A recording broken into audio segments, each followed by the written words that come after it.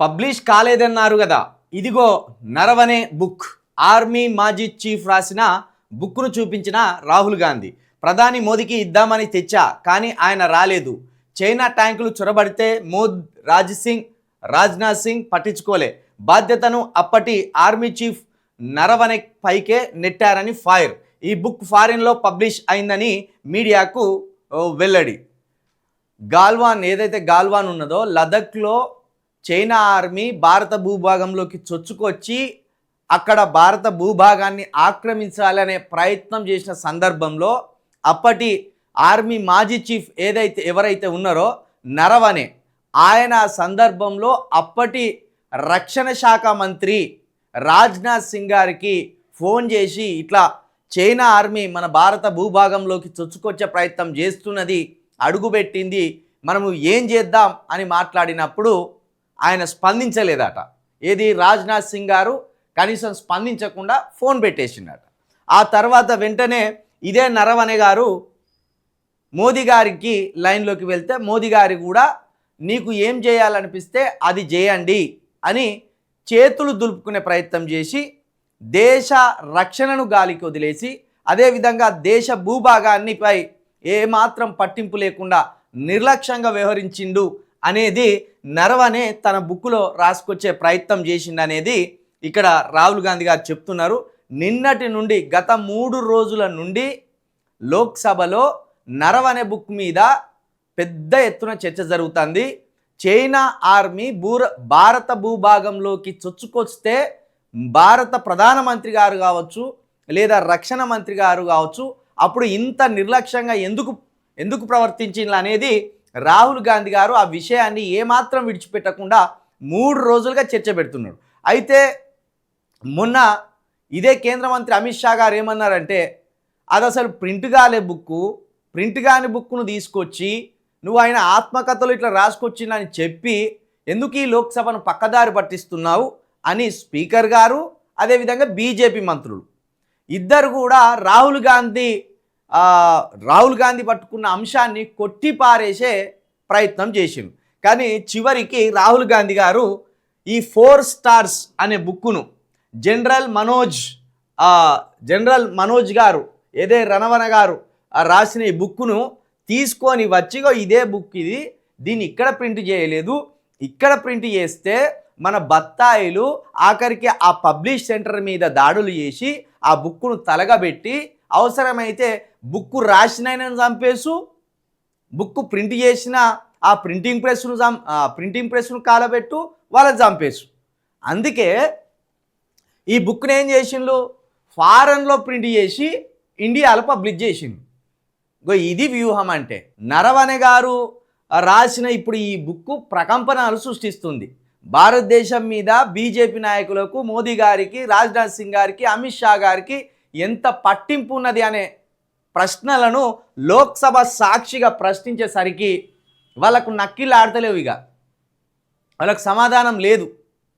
ఆ సమాధానాన్ని దాటివేసే ప్రయత్నం చేసిండు. నిన్న ఏకంగా స్పీకర్ గారు అయితే అసలు ఆ బుక్ ప్రస్తావనే దేవద్దు, నువ్వు నరవనకి సంబంధించిన బుక్ ప్రస్తావన దేవద్దు, అది చర్చకే పెట్టొద్దు అని ఆయన మైకును కూడా కట్ చేసే ప్రయత్నం చేసిండు. కానీ చివరికి తెలిసిన నిజమేంది, ఏకంగా ఆ బుక్ను పట్టుకొని రాహుల్ గాంధీ గారు లోక్సభలోకి రావడం మరింత చర్చనీయాంశంగా మారింది. ఇప్పుడు ఈ అనుమానాలు ఇవి ఆరోపణలే కాదు, ఇవి నిజమే అనే మరొక వాస్తవం కూడా లోక్సభలో బట్టబయలైంది. మోదీ గారికి, అమిత్ షా గారికి, బీజేపీ నేతలకు సంబంధించిన భాగోతం లోక్సభలోనే రాహుల్ గాంధీ గారు బట్టబయలు చేసిండు. వాళ్ళ నిర్లక్ష్యాన్ని, వాళ్ళ నిస్సహాయతను, వాళ్ళ వ్యూహం లేని నాయకత్వాన్ని. నిన్న ఎంత మంచి మాట అన్నాడు ఆయనే, ఇదే ఆర్మీ చీఫ్ గారు, నాయకత్వ లోపం, దేశంలో నాయకత్వ లోపం ఉన్నది. హిందుత్వం అనే ఒక ముసుగు కప్పి ఆ హిందుత్వం అనే ముసుగు మీద మేము నాయకులమనే నమ్మించే ప్రయత్నం చేస్తున్నారు మోడీ గారు. కానీ యుద్ధం వస్తే కానీ మన నాయకత్వం ఎంత పేలవంగా ఉంది, ఎంత నిస్సహాయ స్థితిలో ఉన్నదనేది ఎవరికి అర్థమైతలేదు. ఏకంగా భారత ఆర్మీ చీఫ్ ఆయనకు మాత్రమే తెలుసు దేశ నాయకత్వం ఎంత పటిష్టంగా ఉంది, దేశ నాయకులు బలవంతులేనా లేకపోతే నిస్సహాయుల, వాళ్ళకి ఏమైనా ఆలోచన ఉన్నదా, భారతదేశాన్ని కాపాడాలని సోయి ఉన్నదా, లేదా భారతదేశానికి ఏదైనా పెనుముప్పు పొంచి ఉంటే దాన్ని ఏమైనా అడ్డుకోగలరా అనేది ఆర్మీ చీఫ్ గారికి స్పష్టంగా తెలుసు. పాకిస్తాను ఉగ్రవాద దేశం అని ఎప్పుడు దాని మీద కూరుకుతాం. చైనాతోటి పోటీ పడవలసి వచ్చే వారికి మాత్రం చేతులు ఎత్తేస్తాను. ఎందుకంటే చైనా దగ్గర మనకంటే అత్యాధునికమైన టెక్నాలజీ ఉన్నది, దాంతో గెలవలేం.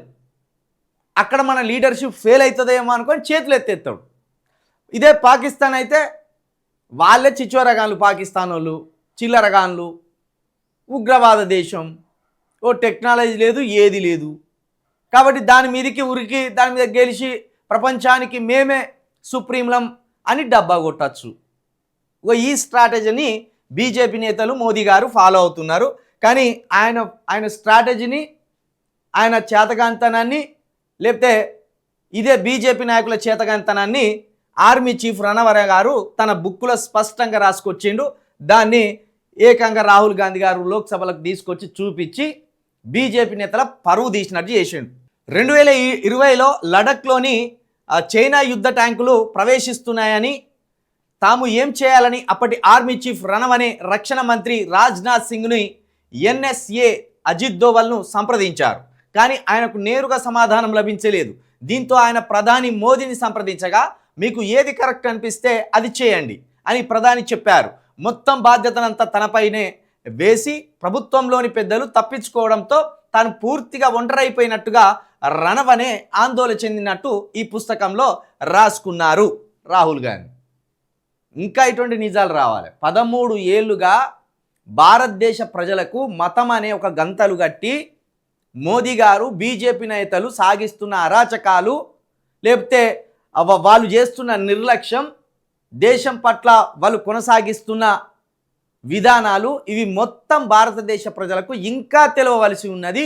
ఈ బుక్కుని వీలైతే రాహుల్ గాంధీ గారు కావచ్చు, కాంగ్రెస్ పెద్దలు కావచ్చు, తెలుగులో కూడా ఇది ప్రింట్ వేసి ప్రతి రాష్ట్రానికి కొన్ని ప్రతులను పంచండి. అప్పుడు మోడీ గారు విశ్వగురువా లేకపోతే విశ్వ నిస్సాయత గురువా అనేది కూడా తెలుస్తుంది. ఈ బుక్ను మొత్తం భారతదేశ వ్యాప్తంగా ప్రింట్ వేసి అందుబాటులో ఉంచండి. ఏ లాంగ్వేజ్లో అయితే ఆ లాంగ్వేజ్లో. భారతదేశంలో ఎన్ని రాష్ట్రాలు ఉన్నాయో అన్ని రాష్ట్రాలకు సంబంధించిన భాషల్లో ఈ బుక్ని ప్రింట్ చేసి వదలండి. అప్పుడు తెలుస్తుంది